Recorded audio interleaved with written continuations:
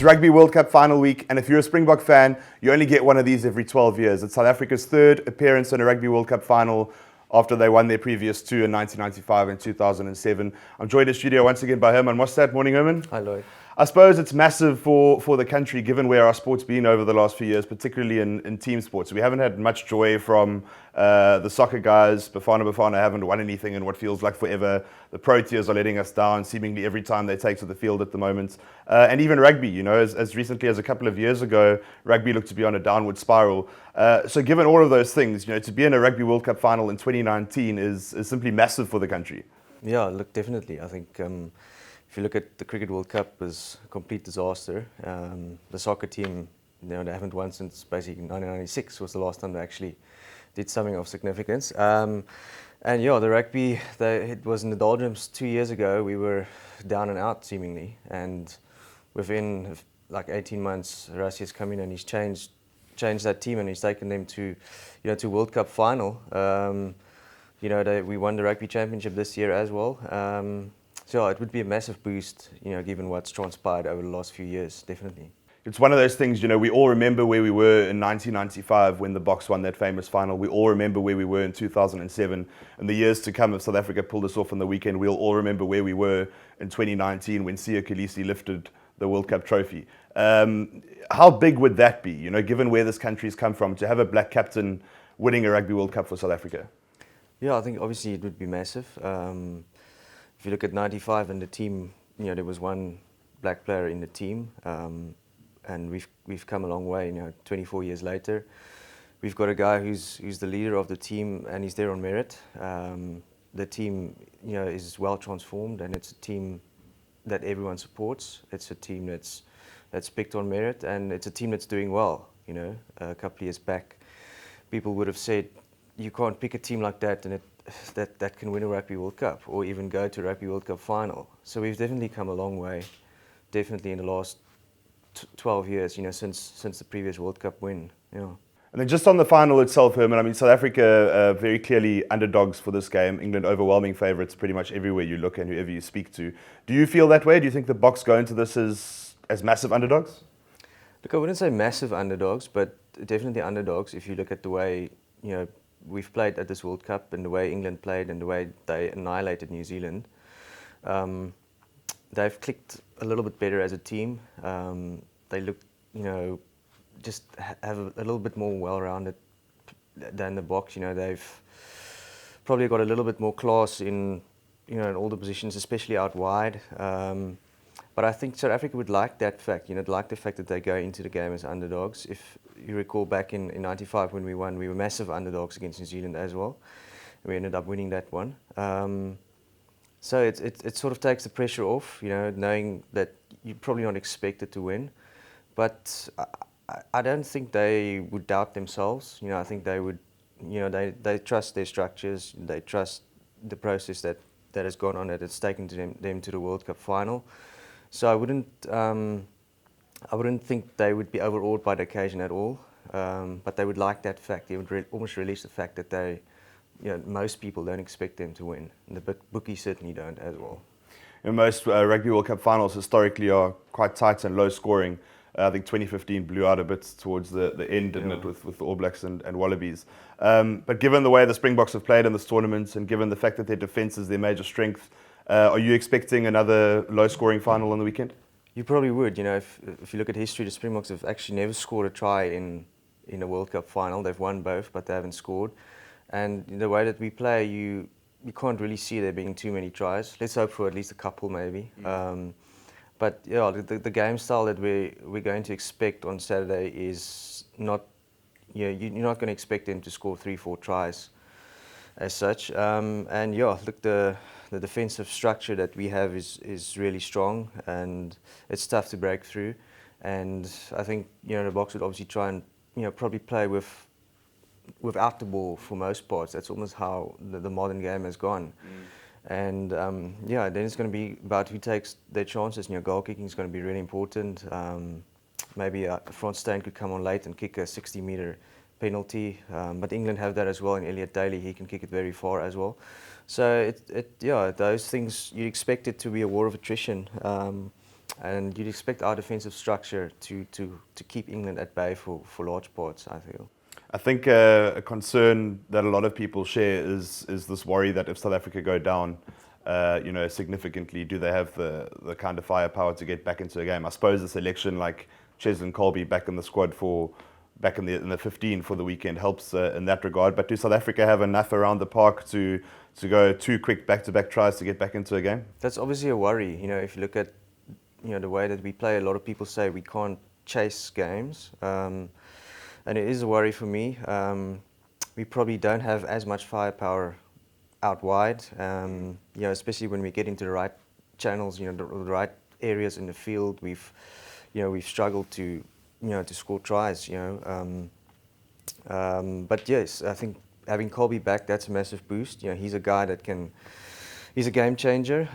He's been our most valuable player at this World Cup, and I think he provides that X factor, a guy that can spark a match. And if you look at the match we played against New Zealand in the pool stages, we went 17-3 down in that game, and then at the 60-minute mark we got back to 17-13, and we were right in that game. And then obviously the last quarter the All Blacks took it away from us a bit. So yeah, look, it won't be ideal if we go down 14 points after 10 minutes, especially not in a World Cup final. But I think, look, it's not. There probably would be a slight chance to come back, but yeah, it wouldn't be ideal. A lot of English supporters will be worried that their semi-final, where they dominated the All Blacks from start to finish, was effectively their final. How difficult will it be for them to replicate that performance in a World Cup final? Yeah, look, it'll be tough. They go into the match as favourites. They went into the New Zealand game as underdogs, and they produced a performance that, for 80 minutes, I haven't seen an All Black team dominated like that in a very long time. So, a lot of pundits have said, they probably can't play any better than that. They've probably already played their final, and they haven't really been tested at this World Cup before. Against New Zealand, they weren't really tested. I feel the scoreline flattered England a bit. Flattered New Zealand a bit. It could have easily been 37 or 47 even, if England had taken all their chances. So in a World Cup final, it's a different. It's a pressure cooker situation. It's a different vibe, a different feel. The nerves will be there. It'll be a lot more than earlier. And yeah, look, the Springboks they played their tough match against Wales. They went into the last 10 minutes, the game on a knife edge, and they came through. Those last 10 minutes the Springboks played, I think they really stepped up, and showed what they're about. Some players in that pressure cooker of a scenario, stood up and took the game away from Wales. We weren't defending at the end, and we were right on the Welsh line. So I think they'll take confidence into the final because of what happened at the tail end of the Wales match. And if we can start smashing England up front early on, hit them back in the tackle, they could get rattled. They haven't. This English team they've been really good at the World Cup, but like I said, they haven't been tested, and they lost a lot of matches in the last year. They didn't win the Six Nations. They lost to Wales. At the tail end of last year, they lost to New Zealand at Twickenham. South Africa should have beaten them. We lost by 1 point with that late Farrell hit on Andre Esterhuis, and it should have been penalised. So the Springboks should have won that game. So I think all those things, will play on their minds a bit, and maybe they're not as confident as people think they are. It sounds like your heart wants to go Springboks, and your head keeps telling you that it's going to be England. If you had to put your house on it, Herman, which way would you go for the final? Who's going to win this one? Look, if you look at the history of World Cup finals, all the way back until 1987, you can go and look at every single one, and there's only been one final that the underdogs ended up winning, and that was the '95 final, which South Africa beat the All Blacks. All the other finals, the favourites always ended up winning. Some were by small margins. So if I had to be a betting man, I'd probably say England by between 5 and 7 points. But like I said earlier, the Springboks will go in as underdogs, and they'll like that fact, and they know what they can do, and they know what they need to do. And we've won matches in New Zealand in the last year. We drew with New Zealand in New Zealand this year.